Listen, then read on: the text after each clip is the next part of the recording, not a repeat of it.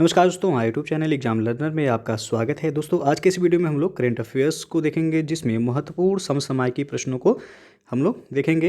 इसमें फरवरी और मार्च के प्रश्नों को शामिल किया गया है। ये आपके आगामी exam UP PCS, RO, GIC और जीडीसी एग्जाम और UP aided junior high school प्रधानाध्यापक एवं सहायक अध्यापक भर्ती परीक्षा के लिए जो है ये महत्वपूर्ण है। तो वीडियो को लाइक शेयर कर दीजिएगा। चैनल पर पहली बार आए हैं तो चैनल को सब्सक्राइब कर लीजिएगा, साथ में बेल आइकन को प्रेस कर लीजिएगा, जिससे आने वाले अगले वीडियो का नोटिफिकेशन आपको पहले मिलता रहे। और पीडीएफ इसका हमारे टेलीग्राम चैनल पर मिल जाएगा। नीचे डिस्क्रिप्शन में टेलीग्राम का लिंक दे दिया गया है, वहाँ से ज्वाइन करके आप पीडीएफ भी डाउनलोड कर सकते हैं। तो चलिए शुरू करते हैं। पहला प्रश्न है, किस देश की सरकार ने दुनिया के पहले कृत्रिम ऊर्जा द्वीप के निर्माण की योजना के लिए अपनी मंजूरी दे दी है? तो यहाँ पे ए विकल्प से हो जाएगा, डेनमार्क ने मंजूरी दी है। और दूसरा प्रश्न, सर्बिया के नोवाक जोकोविच ने ऑस्ट्रेलियन ओपन टेनिस टूर्नामेंट 2021 का पुरुष एकल का खिताब जीता है। यह उनका कौन सा ग्रैंड स्लैम खिताब था? तो बी ऑप्शन से हो जाएगा, 18वां खिताब है उनका।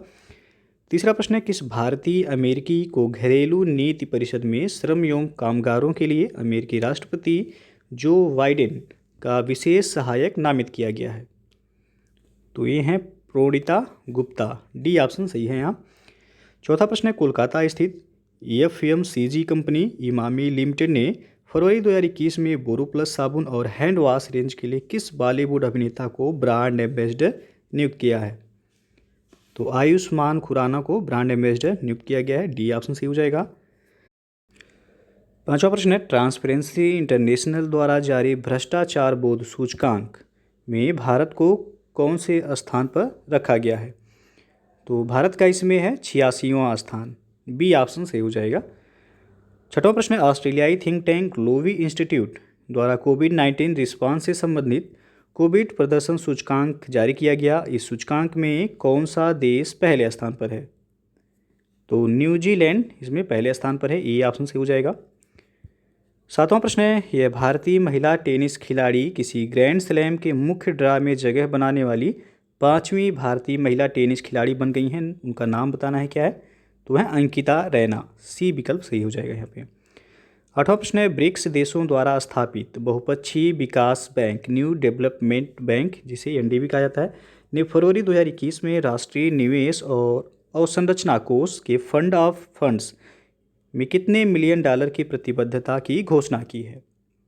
तो इसमें 100 मिलियन डॉलर की प्रतिबद्धता का घोषणा किया गया है। बी ऑप्शन जो है सही हो जाएगा।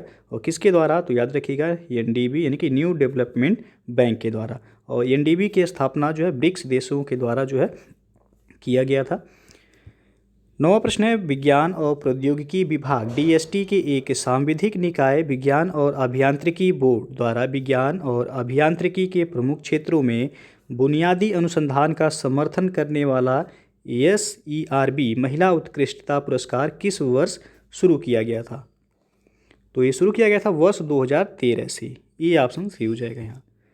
10वां प्रश्न है, केंद्रीय विद्यालय संगठन की स्थापना कब की गई थी? तो 1963 में केंद्रीय विद्यालय संगठन की स्थापना की गई थी। 11वां क्वेश्चन है, इकोनॉमिस्ट इंटेलिजेंस यूनिट यानी कि ईआईयू द्वारा जारी लोकतंत्र सूचकांक 2020 में भारत कौन से स्थान पर है? तो भारत इसमें 53वें स्थान पर है। याद रखिएगा, सी ऑप्शन सही हो जाएगा। 12वां क्वेश्चन है, ऑस्ट्रेलिया की घरेलू T20 क्रिकेट प्रतियोगिता बिग बैश लीग, जिसे बीबीएल कहा जाता है, के 10वें संस्करण का विजेता कौन रहा है? तो यह रहा सिडनी सिक्सर्स। बी ऑप्शन सही हो जाएगा। संस्करण पूछा जाएगा कौन सा है, तो 10वां संस्करण याद रखिएगा बीबीएल का। 13वां प्रश्न है, CERAWeek global energy and environment leadership award कब स्थापित किया गया था? तो ये 2016 में स्थापित किया गया था। सी विकल्प सही हो जाएगा यहाँ पे। रुड़की स्थित केंद्रीय भवन अनुसंधान संस्थान यानी कि central building research institute CBRI की स्थापना भारत में भवन निर्माण विज्ञान तथा प्रौद्योगिकी के उत्पादन, दोहन तथा बढ़ावा देने के उद्देश्य से किस वर्ष की गई थी? तो यह 1947 में इसकी स्थापना की गई थी। ए ऑप्शन सही हो जाएगा। 15वां क्वेश्चन है, 4 से 6 मार्च तक 3 दिवसीय सैन्य कमांडरों का संयुक्त सम्मेलन 2021 कहाँ आयोजित किया गया है? तो ये केवड़िया गुजरात में है, आयोजित किया गया। डी ऑप्शन सही हो जाएगा यहाँ पे। 16वां प्रश्न है, जल शक्ति मंत्रालय के नल द्वारा पानी के 100% कवरेज के लिए 100 दिवसीय अभियान के तहत किस राज्य ने 100% कवरेज हासिल नहीं की है? तो उत्तर प्रदेश इसमें 100% कवरेज हासिल नहीं किया है। डी ऑप्शन जो है सही हो जाएगा। 17वां प्रश्न है, खेलो इंडिया यूनिवर्सिटी गेम्स 2021 की मेज़बानी किस राज्य द्वारा की जाएगी? महत्वपूर्ण प्रश्न है, पूछा जा सकता है। तो ये कर्नाटक के द्वारा इसका जो है मेज़बानी किया जाएगा। ए ऑप्शन सही हो जाएगा। 18वां प्रश्न है, बड़े बांधों पर अंतर्राष्ट्रीय आयोग की स्थापना कब हुई थी? तो यह 1928 में किया गया था। बी ऑप्शन सही हो जाएगा यहाँ पे। 19वां क्वेश्चन है, हाल में श्रीकांत मोघे का निधन हो गया, वे थे? तो मराठी अभिनेता थे। ए ऑप्शन सही हो जाएगा। 20वां क्वेश्चन है, ICAR भारतीय सोयाबीन अनुसंधान संस्थान कहाँ स्थित है? तो यह इंदौर, मध्य प्रदेश के इंदौर में स्थित है। और आपको पता होगा सोयाबीन के उत्पादन में अग्रणी राज्य जो है वह मध्य प्रदेश ही है। 21वां क्वेश्चन है, स्वच्छ भारत मिशन ग्रामीण के अंतर्गत स्वच्छ आइकॉनिक स्थल उपक्रम के चौथे चरण में 12 प्रतिष्ठित आइकॉनिक स्थलों के चयन की घोषणा की गई है। इसमें कौन सा स्थल शामिल नहीं है? तो इसमें हुसैन सागर झील शामिल नहीं है। बी ऑप्शन जो है सही हो जाएगा। 22वां प्रश्न है, किसी दक्षिण अफ्रीका टेस्ट क्रिकेट टीम का नया कप्तान नियुक्त किया गया है? तो ये हैं डीन एल्गर। सी विकल्प सही हो जाएगा। डीन एल्गर को दक्षिण अफ्रीका टेस्ट क्रिकेट टीम का जो है नया कप्तान नियुक्त किया गया है। 23वां क्वेश्चन है, तीसरा जन औषधि दिवस 7 मार्च 2021 को किस विषय के साथ मनाया गया है? विषय यानी कि थीम। तो ये ऑप्शन यहाँ सही हो जाएगा। सेवा भी और रोजगार भी इस बार का जो है थीम रहा है। और ये तीसरा जन औषधि दिवस 7 मार्च 2021 को मनाया गया है। 24वां प्रश्न है, केंद्रीय आवासन और शहरी कार्य मंत्रालय द्वारा जारी ईज ऑफ लिविंग इंडेक्स 2020 में 10 लाख से कम आबादी वाली श्रेणी में कौन सा शहर पहले स्थान पर रहा है? तो शिमला इसमें पहले स्थान पर रहा है। डी ऑप्शन सही है। 25वां क्वेश्चन है, केंद्रीय आवासन और शहरी कार्य मंत्रालय द्वारा जारी नगर पालिका कार्य प्रदर्शन सूचकांक 2020 में 10 लाख से अधिक आबादी वाली नगर पालिका श्रेणी में कौन सी नगर पालिका पहले स्थान पर रही है? तो यहाँ नगर पालिका पूछा गया, तो इसमें है इंदौर। ये ऑप्शन जो है सही हो जाएगा। 26वां प्रश्न है, जीआई टैग उत्पादों के लिए एक प्रदर्शनी जीआई महोत्सव का आयोजन कहाँ किया गया है? तो मसूरी में किया गया है। डी ऑप्शन सही हो जाएगा।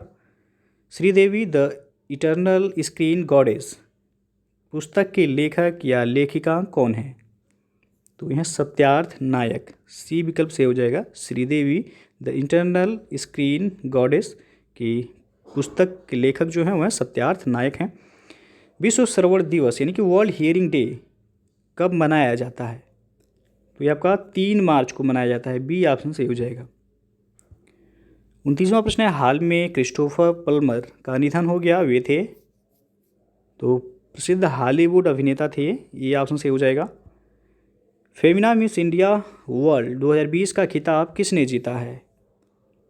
तो मानसा वाराणसी ने जीता है। सी विकल्प सही हो जाएगा। 31वां प्रश्न है, किन 2 देशों के उद्यम ने हाल में 500 मिलियन ऑस्ट्रेलियाई डॉलर यानी कि 390 मिलियन डॉलर के पायलट प्रोजेक्ट में भूरे रंग के कोयले से हाइड्रोजन का उत्पादन शुरू किया है? तो ये जापान और ऑस्ट्रेलिया के द्वारा जो है शुरू किया गया है। सी ऑप्शन से हो जाएगा। 32वां प्रश्न है, संयुक्त राज्य अमेरिका की सरकार ने हाल में किसे एक नए अंतर्राष्ट्रीय भ्रष्टाचार रोधी चैंपियंस पुरस्कार से सम्मानित किया है? तो अंजलि भारद्वाज को सम्मानित किया गया है। डी ऑप्शन सही हो जाएगा यहाँ पे।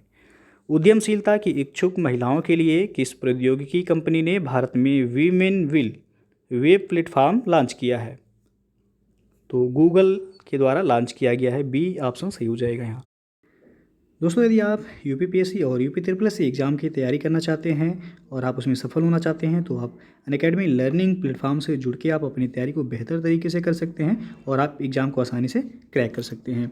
अनअकैडमी पर जो है स्कॉलरशिप टेस्ट, फतेह यूपीपीसीएस स्कॉलरशिप टेस्ट आपका फ्री में कराया जा रहा है। तो जो लोग जो है इस टेस्ट को जो है जुड़ना चाहते हैं या देना चाहते हैं तो ये हर संडे को दोपहर 1 बजे टेस्ट कराया जाता है और शाम को 7 बजे इसका एनालिसिस कराया जाता है। ये टेस्ट आपका बिल्कुल जो है फ्री ऑफ कॉस्ट है, UPPCS प्रीलिम्स एग्ज़ाम के लिए है, तो आप लोग इसे ज्वाइन जरूर कीजिएगा। अनअकैडमी प्लस फीचर्स आप देख सकते हैं कि यदि आप प्लस कोर्स लेते हैं तो इतने सारे फीचर्स जो है आपको प्रोवाइड कराए जाएंगे। अनअकैडमी पर बैच कोर्सेज जो अभी अवेलेबल हैं, आप देख सकते हैं यहाँ पे फास्ट ट्रैक रिवीजन है, 60 days UPPSC prelims GS 2021 batch, ये आपका 5 अप्रैल से शुरू हो रहा है। तो जो लोग इस बैच से जो है जुड़ना चाहते हैं, ज्वाइन करना चाहते हैं, आप जुड़ सकते हैं। उसके बाद सारथी current affairs and UP special batch, ये आपका 5 अप्रैल से शुरू हो रहा है। तो जो लोग जो है इस बैच से जुड़ना चाहते हैं आप जुड़ सकते हैं। फिर आपका लक्ष्य UPPSC 2022 है, ये 12 मंथ का prelims plus mains batch course है, ये 7 अप्रैल से शुरू हो रहा है। तो इसमें आप देख सकते हैं यूपी के टॉप एजुकेटर्स के द्वारा पूरे सिलेबस प्री और मेंस दोनों का सिलेबस जो है कंप्लीट कराया जाएगा। फिर आपका मिशन खाकी, ये कंप्लीट कोर्स है UPSI का, तो ये आपका 8 अप्रैल से ये बैच शुरू हो रहा है। तो जो लोग इस बैच से जुड़ना चाहते हैं आप जुड़ सकते हैं।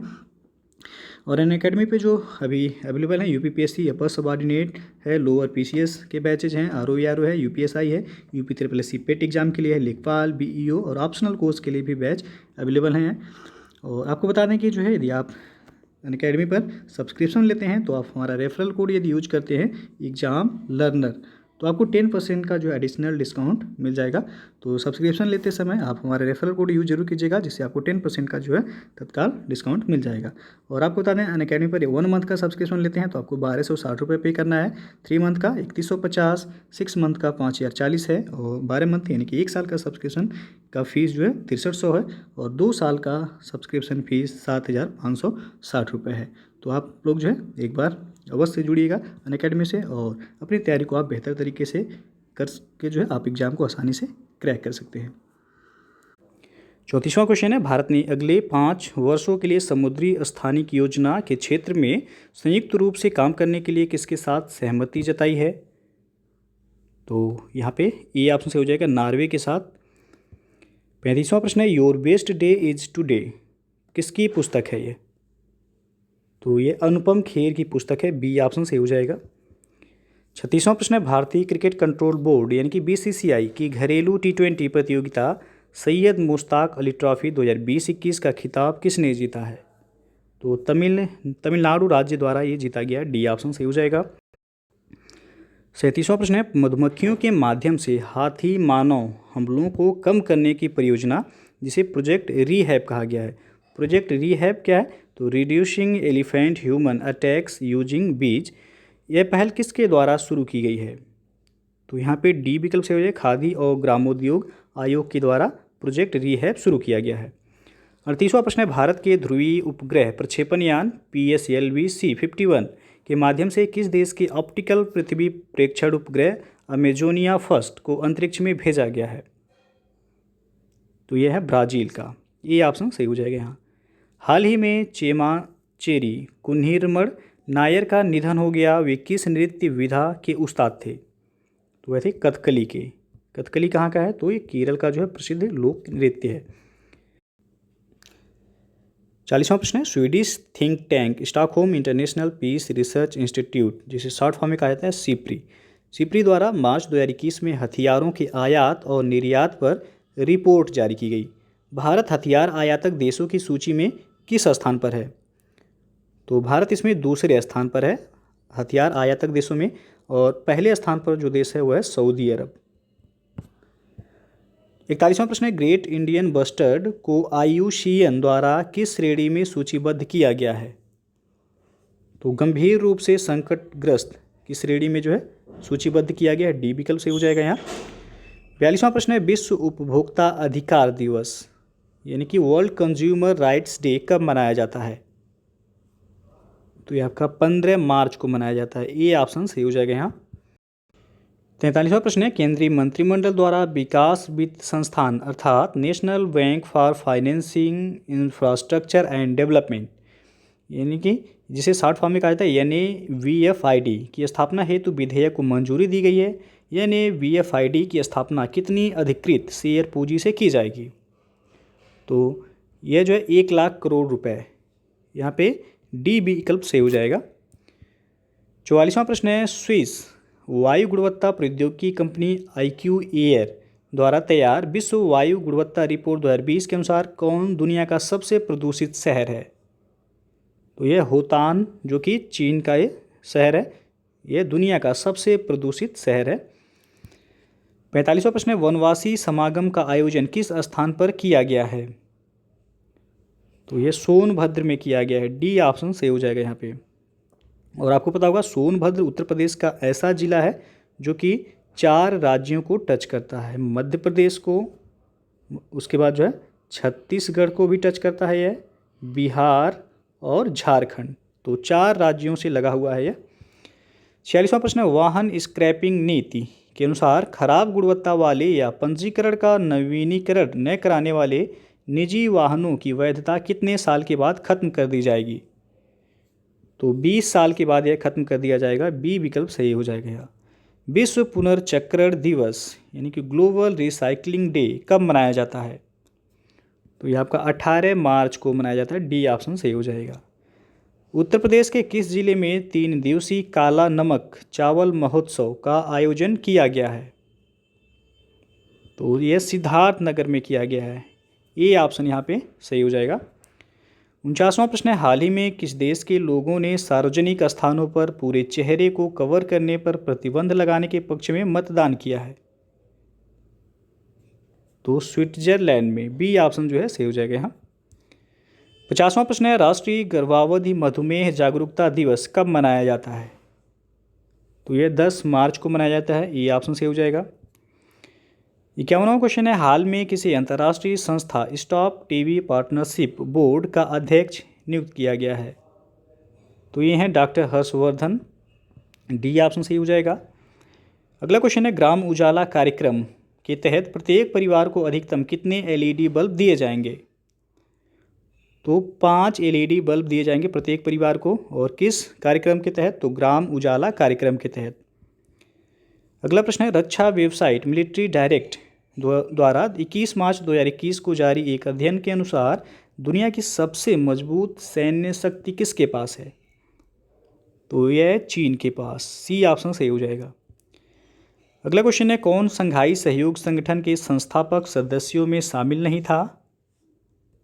तो भारत इसमें शामिल नहीं था। चीन, रूस और कजाकिस्तान संघाई सहयोग संगठन, इसे शॉर्ट फॉर्म में कहा जाता है एससीओ, तो एससीओ के संस्थापक सदस्यों में शामिल थे। भारत इसमें शामिल नहीं था। तो दोस्तों जो है ये था आपका फरवरी और मार्च महीने का महत्वपूर्ण समसामयिकी प्रश्न जो कि आपके आगामी एग्जाम के लिए जो है महत्वपूर्ण है। तो वीडियो यदि पसंद आया हो तो लाइक शेयर कर दीजिएगा। चैनल पर पहली बार आए हैं तो चैनल को सब्सक्राइब कर लीजिएगा, साथ में बेल आइकन को प्रेस कर लीजिएगा जिससे आने वाले अगले वीडियो का नोटिफिकेशन आपको पहले मिलता रहे। और पीडीएफ इसका हमारे टेलीग्राम चैनल पर मिल जाएगा। नीचे डिस्क्रिप्शन में टेलीग्राम का लिंक दे दिया गया है, वहाँ से ज्वाइन करके आप पीडीएफ भी डाउनलोड कर सकते हैं। तो वीडियो को पूरा देखने के लिए बहुत बहुत धन्यवाद।